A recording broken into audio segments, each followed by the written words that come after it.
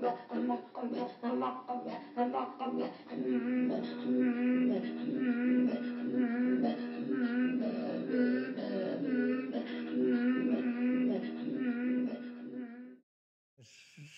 je propose de revenir un peu au Sénégal. Là, mon travail en Côte d'Ivoire, c'était juste une incise à propos du modèle persécutif de l'interprétation de la maladie.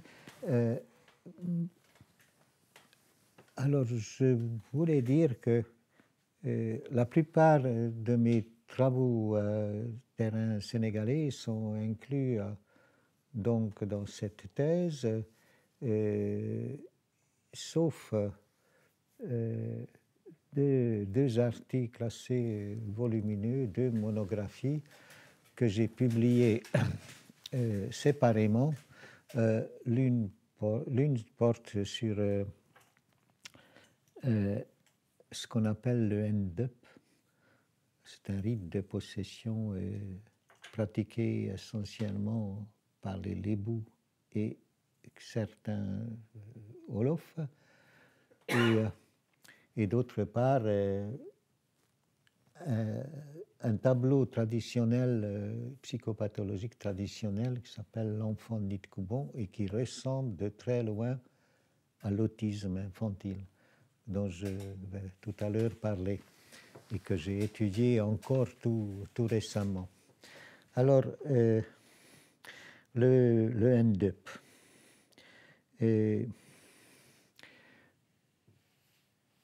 Le NDEP, c'est un rite de possession un peu comme le vaudou haïtien ou le culte des orishas, le culte des Kholé Sonrai que Rouch a filmé et étudié. Et il est pratiqué par des congrégations de possédés qui sont essentiellement localisées, les plus grandes congrégations sont localisées dans la presqu'île du Cap-Vert, c'est-à-dire près de Dakar ou certains même à Dakar, dans la banlieue de Dakar.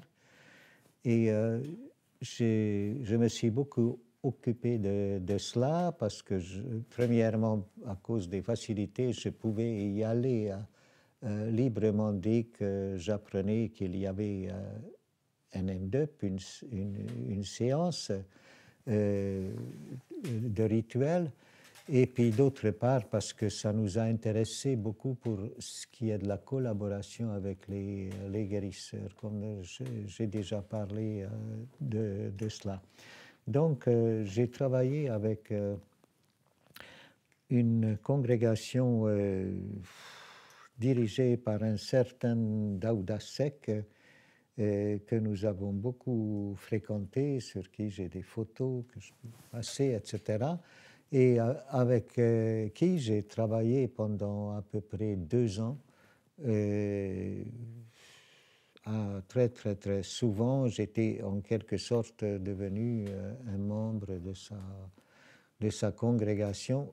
Je dis cela simplement pour dire que j'ai pu noter, observer plusieurs fois, la répétition de l'observation est très importante dans notre métier, et noter en détail les gestes, les paroles utilisées, l'état du malade soigné, etc. Bon, ce travail, je crois qu'il est relativement... Quand on parle pendant un temps, quand on parlait de moi, on dit « Ah oui, c'est l'homme du NDEP » ou l'homme du Nid Koubon, parce que ce sont des travaux que beaucoup de gens, enfin assez de gens connaissent plus ou moins. Alors, dans ce travail, je décris vraiment en détail, en clinicien linguiste et en ethnographe, déjà ce que j'appelle le syndrome traditionnel, plus exactement le syndrome homologué par la tradition de la possession. La possession, c'est quoi? Alors, on avait constaté que et les guérisseurs eux-mêmes, ils décrivent ça de cette façon-là. Le syndrome traditionnel, c'est le malade, généralement des femmes. Petit détail, l'NDEP est pratiqué essentiellement par les femmes, à tel point, c'est un culte de possession à tel point, je ne dirais pas féminin, mais fémininisé au cours de l'histoire, c'est tout un thème de recherche, que les quelques hommes comme Daouda Seck, on parlait tout à l'heure, ou d'autres hommes, qui sont dans la congrégation et ils s'habillent en femmes, ils portent des robes. Et donc le syndrome traditionnel, c'est essentiellement apathie, anorexie, la personne ne se déplace plus, il y a des difficultés de locomotion. Je dirais que c'est un rétrécissement général des fonctions de relation de l'individu. Tout ce qui le connecte justement aux autres, ça se rétrécit, ça s'étiole. C'est ça le syndrome. Le syndrome, je dirais, vous savez, ces histoires de syndrome traditionnel, ce sont aussi des tableaux auxquels les gens finissent par se conformer. Si, par exemple, je veux me soumettre à un NDEP, si ça m'amuse, je vais reproduire ces symptômes-là. Enfin bref, c'est le tableau généralement lié à l'idée même de possession par les rabbes. Alors, j'ai pas mal consacré de temps à l'étude très détaillée de tout le processus thérapeutique depuis le diagnostic divinatoire jusqu'au bout. Alors, ce qu'il faut dire aussi, c'est qu'à partir du moment où quelqu'un est passé par un NDEP, par un rituel comme ça, normalement, il continuera à appartenir jusqu'à la fin de sa vie à la même congrégation et sera quasiment obligé de retourner aux différents rites organisés par sa congrégation pour tomber en transe. C'est-à-dire que on n'est pas quitte avec un rite de guérison. Je ne dis pas que tout le monde va participer systématiquement à toutes les séances ultérieures, mais en principe, c'est la règle. Et je vais dire tout à l'heure pourquoi ça me semble important.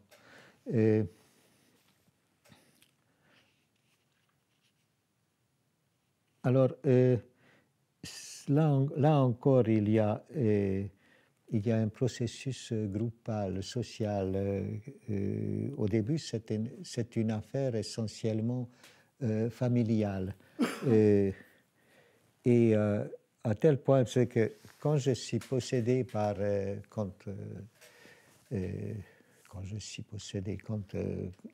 on me dit que je suis possédé par un rab, tout ça, on cherche tout de suite esprit ancestral, rab de la famille maternelle ou paternelle, de quelle génération, c'est toujours au départ familial.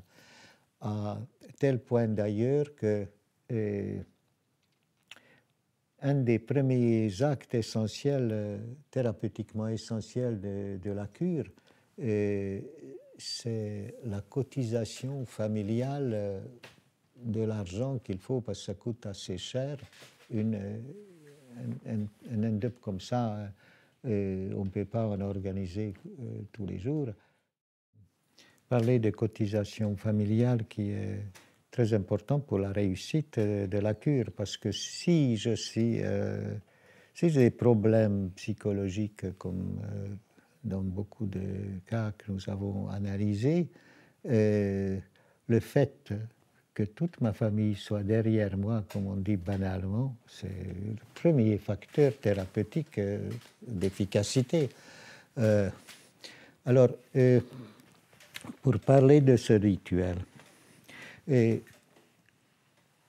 comme je l'ai montré par la suite dans plusieurs publications, que l'objectif général de ce type de rituel est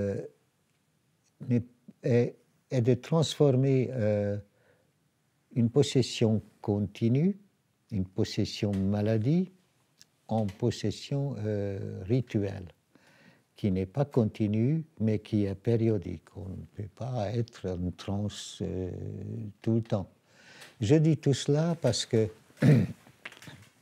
nos traditions médiévales, surtout, nous ont habitués à la réponse classique et négative de l'exorcisme face à la possession. Or, en Afrique, depuis longtemps, on a déjà montré ça, depuis Luc Deusch, Rouche, bien sûr, et d'autres, Pierre Verger, que ce n'est absolument pas des rites d'exorcisme, mais quelque chose de différent. Et ce quelque chose de différent, je dis que dans beaucoup de cas, c'est transformer une possession continue, possession maladie, en possession rituelle, c'est-à-dire discontinue et répétitive. Et alors, pour ma part, j'ai essayé de démontrer ça chez les Wolof et les Lébou par une analyse linguistique aussi. Parce que quand quelqu'un tombe malade et que son mal est interprété par l'intervention d'un esprit ancestral, d'un rab, généralement ce malade vit cet état sur le mode de l'incorporation d'un être anonyme qui, et alors je vais dire les mots qu'on utilise par ça, qui les pénètre, dug, qui les habite, duk, qui monte, yegi, qui descend, wachi, dans son corps, qui pèse, comme on dit, sur sa poitrine, qui les dessèche au-dedans ou de dedans. En revanche, dans la transe rituelle, ça c'était la première série de mots se rapporter à la possession maladie, c'est-à-dire la possession continue. En revanche, dans la transe liturgique, rituelle, le rab, comme on dit, survient, attaque, secoue, fait trembler. Puis on utilise le verbe char, ils font l'individu en deux, ou plus, je ne sais pas, et il fait tomber, comme on dit, danu, son cheval rituel, autrement dit, il agit du dehors, dans la possession rituelle, liturgique. Bref, la conversion de la possession maladie en possession rituelle est une inversion à la fois spatiale et temporelle. Pour utiliser une formule, ce qui agissait continuellement du dedans revient et doit revenir périodiquement et violemment du dehors dans la transe rituelle. C'est une opération de conversion dans beaucoup de cas, en tout cas dans le cas du end-up comme ça. Alors, on verra un peu plus tard que le principal moyen de cette conversion, de cette inversion spatio-temporelle dont je parle, est un sacrifice, et qui est un sacrifice très hétérodoxe, et qui, je dirais, revient à retourner le corps du possédé à la main, symboliquement, retourner le corps du possédé à la manière d'une gant, comme ça, inversé. Mais on va y revenir encore. Alors, au temps de la rédaction de ma monographie, je n'en étais pas encore là. J'ai consacré toute mon attention à la description vraiment minutieuse du rituel et des gestes rituels qu'on utilisait. Alors bon, je ne vais pas peut-être raconter tout le rituel. Très rapidement, ça commence toujours un dimanche soir. Ça dure 4 jours ou 7 jours. Ça commence un dimanche soir essentiellement par un rituel. C'est au domicile de la malade. Mettons que c'est une femme. Un rituel assez rapide qui consiste à cracher, à pulvériser. Les prêtresses crachent et pulvérisent du lait sur le buste dénudé de la malade, et puis ils entourent et commencent à caresser. C'est le mot rail qui est utilisé, caresse, je te caresse, on chante en même temps le brave. C'est en quelque sorte, Luc de Heusch aurait appelé ça un rite d'adorcisme. C'est pour faire venir tous les rabbes pour être avec celui qui est dans le corps de la malade. Et ensuite, bon, il y a toute une série de rituels, je passe là-dessus. Il y a les rituels des mesures qui consistent à mesurer toutes les parties du corps de la malade, de la tête aux pieds, avec des racines d'arbres et du mil, des matières qu'on va incorporer dans les fondations de l'hôtel domestique quand plus tard on va construire ça. Et puis il y a le moment absolument dramatique de la nomination du rabb. Alors, très caractéristique, le rabb qui possède la malade n'est pas nommé par le devin ou par le guérisseur. C'est la malade elle-même ou lui-même qui doit le nommer au cours d'un rite assez violent, où sa tête est prise dans un pagne, et puis les tambours sont battus de façon paroxystique. Il y a un tambourinage très intense, et le chef thérapeute ou la maîtresse thérapeute prend avec ses pagnes la tête du malade et va le tourmenter, secouer, etc., jusqu'à ce qu'à un moment donné, quand il va voir venir, il sent venir le nom, à ce moment-là, tout d'un coup, les tambours stoppent, et puis on va lui poser la question Numutudu. Comment tu t'appelles? Quel est le nom du rabb? Et à ce moment-là, la malade va dire un nom très important pour moi, mais je suis sans doute le seul pour qui c'est important. La malade en question, on demande toujours 2 noms de rabb, parce que les esprits sont en couple, et quand on a nommé une femme, il faut nommer son conjoint.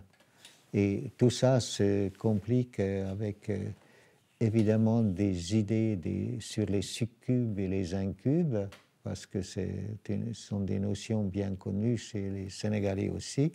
On appelle ça, vous n'avez qu'à regarder sur Internet, il y a des tonnes de matériaux sur ce que les Wolofs appellent faru rab ou faru djiné, c'est-à-dire fiancé rab ou fiancé djiné. Auquel cas, s'il s'avère que le rab qui possède la personne est un fiancé rab, qui est à l'origine, par exemple, ce qu'on a beaucoup vu à l'hôpital, à l'origine de la stérilité, des problèmes de métrorragie, des problèmes de fécondité chez la femme et chez les hommes. L'impuissance, à l'hôpital, c'était assez courant. Ça peut être attribué donc à un fiancé ou une fiancée rab, auquel cas la procédure n'est absolument pas la même parce que un fiancé arabe, il faut l'exorciser. Et c'est assez, les procédures d'exorcisme auxquelles j'ai assisté, c'est assez drôle parce que à l'époque où il y avait une compétition entre le Sénégal et la Côte d'Ivoire, dans beaucoup de cas, le fiancé arabe était expulsé en Côte d'Ivoire, c'est-à-dire chez le rival économique. On rigolait beaucoup là-dessus. Et bon, c'est un cas un peu spécial. Mais pour revenir au rituel, on nomme donc le rab. Après quoi, il y a tout un rituel un peu compliqué où en langue wolof, on réunit ensemble la malade et l'animal de sacrifice, bœuf ou mouton. On les fait coucher dans la cour, côte à côte, et la règle absolument répétée et rappelée est qu'ils se serrent de tout leur corps l'un contre l'autre. C'est-à-dire que la malade se couche à côté de l'animal et se serre et tient ses cornes. On les recouvre de pagne et puis autour du tas de pagne, on tourne comme ça en rond, on chante les sons d'appel des rabes et des tours des autres esprits. Et puis à un moment donné, la malade sort épanouie, souvent du tas de pagne. Là, je suis en train de raconter l'histoire de notre film aussi là-dessus. Et se met à danser. Et ce rituel a été interprété comme un rite de renaissance initiatique. Je ne sais pas si c'est tout à fait juste de le voir comme ça. En tout cas, après quoi l'animal est sacrifié et puis les différents morceaux de l'animal sont prélevés. Et c'est là qu'on arrive au sacrifice très singulier dont j'ai parlé tout à l'heure. Parce que, d'une part, on découpe les boyaux de l'animal de sacrifice et on attache sur le corps de la malade en bracelet, cheville ou sur le bras. Et puis également, on les fabrique, si c'est une femme, un petit soutien-gorge en intestin qu'elle devra porter jusqu'au lendemain soir, je crois à peu près, au moment où elle pourra se baigner. Et puis après, il y a un bain de sang. Un bain de sang, et la malade doit s'enduire de sang de la tête aux pieds, un rituel qui existe dans beaucoup de rites de possession, en particulier au Bénin. Et puis, dernière étape du rituel, c'est la construction, c'est la plus complexe, construction de l'autel domestique du rab. Ah oui, j'ai quand même oublié une chose essentielle, c'est qu'après le rite des mesures, il y a tout un rituel qu'on appelle watié en wolof, descente, où on descend le rab du corps, c'est-à-dire, selon la représentation traditionnelle, le rab monte à la tête et il faut le descendre jusqu'aux pieds. Et il y a un rite extrêmement concret pour montrer que le rab est descendu et est sorti du corps. Et donc,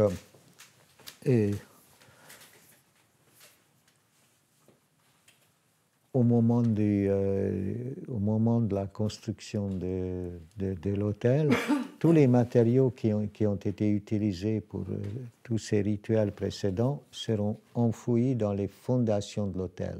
C'est-à-dire que l'ensemble de la procédure consiste ce n'est pas un exorcisme, parce qu'on va créer un hôtel domestique au Rab, et après, toutes les semaines, le lundi et le jeudi, c'est les jours des Rab, la nouvelle possédée devra faire des offrandes de lait. Je l'ai fait ça récemment encore, je suis retourné les voir, des offrandes de lait et éventuellement même des sacrifices de poulet. C'est-à-dire que la relation est maintenue. Ça n'a rien à voir avec l'exorcisme.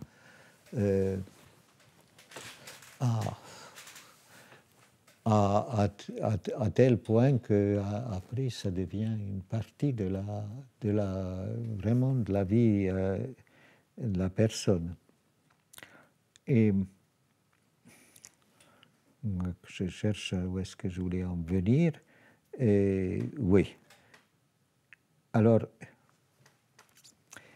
le sacrifice hétérodoxe dont je parlais, qui a le pivot de ce passage, de cette inversion dedans-dehors dont j'ai parlé tout à l'heure. C'est-à-dire comment transformer une relation continue en relation discontinue et comment faire passer du dedans au dehors. Le principe même de cette cure. Eh bien, quand vous voyez que on attache donc les morceaux d'intestin, en plus on attache dans les cheveux de la malade, qui va ensuite se baigner du sang, on attache un morceau de la panse de l'animal que l'on retourne comme ça et qui sera attaché à sa tête sous la forme comme un petit bonnet. Eh bien après je me suis beaucoup attaché à ce petit détail dans mes analyses de passage de la possession maladie à la possession rituelle, parce que ça me semble le signal essentiel de la transformation même et surtout du passage au-dedans du dehors. Mais je vais en reparler dans une autre section. Alors,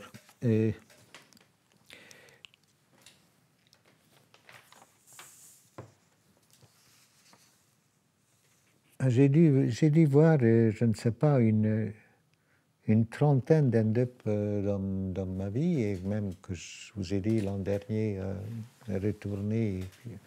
Ça existe toujours, d'autres rites de possession disparaissent, mais pas celui-là. Alors, tout ça a été... je voulais dire que cette monographie a été beaucoup utilisée par Rouget, par exemple, dans la musique et trans, précisément parce que j'ai décrit de façon très détaillée les techniques musicales pour mettre en transe les individus. Et bon, les orties ont beaucoup utilisé aussi. J'ai publié beaucoup de choses sur le end-up, c'est peut-être pas la peine d'en parler. Et également, c'est là que je suis surtout parti pour décrire les principes généraux des cures traditionnelles. Alors, dernière chose sur l'end-up, le film. Ah oui, pendant un temps, nous avons analysé à Fan l'end-up aussi sous l'aspect des techniques de Moreno, du jeu de rôle de Moreno. En 1963, je crois, j'étais déjà à un colloque à Milan pour envisager sous cet aspect-là, parce qu'il y a la possession, cet aspect aussi de jeu de rôle. Et puis,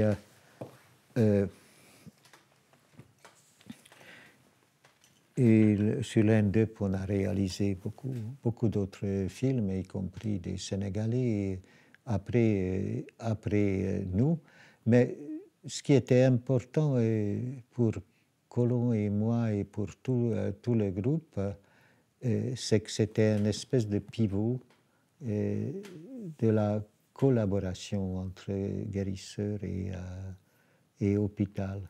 C'est l'histoire des RAB, c'était peut-être, disons que c'était le niveau où il y a plus d'échanges de malades entre l'hôpital et les guérisseurs.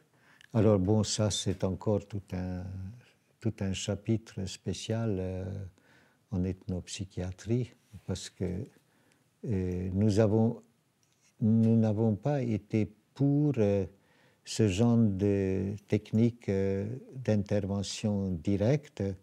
Il y a eu une collaboration entre l'hôpital et les guérisseurs, au sens où si la famille demandait l'organisation d'un cure, on a dit qu'on n'était pas contre. En revanche, on n'a jamais envoyé sur ordonnance une malade ou un malade faire telle ou telle cure traditionnelle. Les guérisseurs, ils étaient là pour décider des soins. Il ne fallait pas qu'on se substitue à eux comme on le fait assez souvent dans d'autres contextes. Mais bon, c'est une autre affaire. Ce sont les discussions internes en ethnopsychiatrie.